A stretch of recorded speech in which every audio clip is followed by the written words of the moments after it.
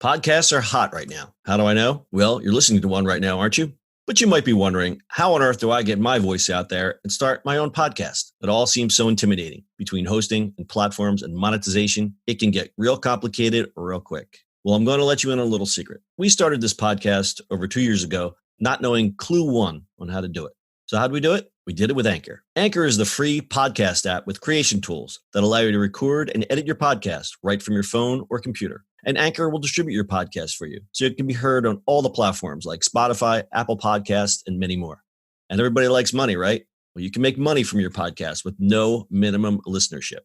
It's everything you need to make a podcast in one place. So go right now, download the free Anchor app, or go to Anchor FM to get started. It's the eCommerce Minute, your daily dose of e-commerce, tech, and retail news with your host, John Suder, Bart, Mroz, and Brittany Blackman. The eCommerce Minute is a production of SUMO Heavy, a digital commerce consulting firm located in Brooklyn, New York, and Philadelphia. Find us on the web at sumoheavy.com. It's eCommerce Minute, episode 673. In today's episode, the RealReal looks to bricks and mortar. Buying secondhand was once stigmatized, but these days it's gone mainstream. As we talked about before, the push for sustainability and the popularity of thrifting and vintage shopping is propelling the desire to shop secondhand. Meanwhile, some consumers are both buyers and sellers, knowing each bargain purchase can be resold to make space in their wallet and closet for something new. So it makes sense that rental clothing is experiencing a big enough boom to attempt to expand into bricks and mortar stores. The RealReal, the San Francisco-based online luxury consignment retailer, just opened its first brick-and-mortar store in the city. The two-level, 8,000-square-foot store is located on 253 Post Street, the former home of luxury retailer Hermes on Union Square. It will offer shoppers an array of used, high-end men's and women's clothing, shoes, and accessories. Customers will have a chance to drop their own luxury items at the store for authentication and resale if it meets the company's standards. Sellers and shoppers can also stop for treats at the store's in-house coffee shop, Cafe. RealReal has also taken shopping high-tech.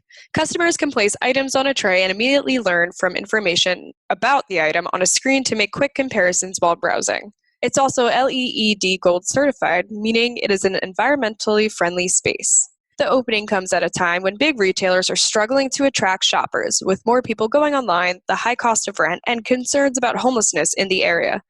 CEO and founder Julie Wainwright said, quote, "We've worked with environmental scientists to understand the positive impact of recirculating goods that are made well versus buying new," end quote. "When I talk to our customers, they moved away from mostly fast fashion because it does end up in landfills, and we really can't afford to be a disposable nation," end quote. RealReal is also partnering with Breed's office to give San Francisco youth a chance at paid internships, and it established a foundation to fund and support education initiatives. In addition to brick-and-mortar stores in New York and Los Angeles, the RealReal plans to unveil another store in Chicago this summer. Probably not. Yeah, I don't really think that's going to happen Probably right not. now. Just a little production note. We record this podcast a little bit, I guess, in the past. So who knows what the news is going to be like by the time you listen to this. But already at this point, the economy is, putting it lightly, suffering from the impact of the coronavirus. So while this store is probably open, it probably might not be open right now. But we're just going to keep rocking and rolling and talk about these things because this isn't going to last forever. So let's pretend that we're in a normal world. I'm all for the secondhand shopping, and I think it's, I don't know, what would you call it, a craze or a trend because of sustainability and whatever. And I think, and I'm going to propel ourselves a little bit further and pretend we're in the future and it's September, October, and hopefully everything is back to normal. I think stores like this are going to thrive, even though it is, RealReal is more luxury, correct? Yeah. Yeah, it's luxury. It's luxury consignment. I still think that they're going to take a hit, obviously. But I think that these kind of stores are going to thrive because people are going to be probably a little cheap with their money for the next year, not buying things, but they still want to go on with their lives, and they, people still want to feel good. So I think if they're able to get through the summer, I think they'll be okay. I really don't know what to say about the store. I mean, it's hard to even comment on this kind of stuff right now. It is an interesting story that they went from being online back to bricks and mortar. And that's why we report on stories like this, just because that in itself was interesting last week when we started writing the story. Because we're all about commerce in this house. Yeah, we're all about the commerce. We're all about the trading the goods and whatnot and so forth. And, these kinds of stories also can serve as a temporary distraction. It's like, hey, when you listen to it for a second, it takes you out of the impending doom. Listen, I'm going to stand on my soapbox for a minute, and that's why as the producer of this show, I decided to go ahead with these stories. And I know that some people are probably listening to this as a distraction. They don't want to hear us talking about all gloom and doom.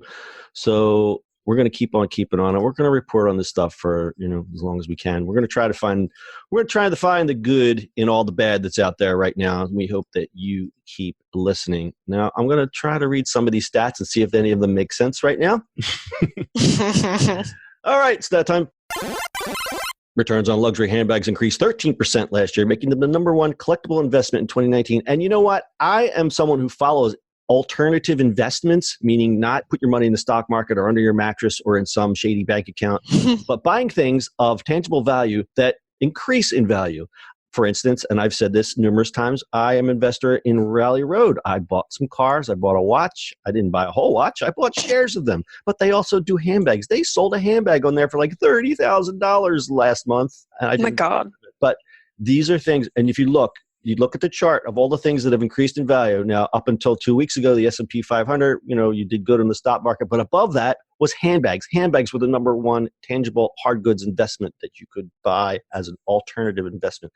Not everyone can do that, of course, but still super interesting. The RealReal, which went public last year, reported $318 million in total revenue in 2019, up 53% compared from the year before, according to the Chicago Tribune. And RealReal said it lost $21 million or 25 cents per share in the fourth quarter, compared with a loss of $22 million or $3 share in the year ago period. Adjusted for one-time items, the retailer lost 17 cents a share compared with an adjusted loss of $287 a year ago. So the company was doing pretty good when it was right now. I, on a hunch, bought some RealReal stock at 21, and it ain't at 21 anymore, kids. So am I supposed to disclose that I bought I bought a share. I didn't buy I don't have a position in the company. This podcast is not sponsored by RealReal. Yeah, so I bought, my average cost was 23 and it's now at 6. Great. All right. Yikes. Cool. Awesome. That's fantastic. Listen, I buy stock like this just on see, just to you know what? I'll buy 1 or 2 shares and just see where it goes. And this one went straight down. All right, SEC, don't contact me. This is not a solicitation for investment. Blah blah blah blah blah blah. That's your e-commerce minute for today. We'll see you on the internet tomorrow. That's it for today's show. If you like the show, do us a favor and subscribe, or leave us a review on iTunes. And don't forget, you can now listen to the e-commerce minute on your Amazon device. Just add e-commerce minute to your flash briefing. And finally, if you have a comment or suggestion, or just want to say hi, find us on social media at SUMO Heavy.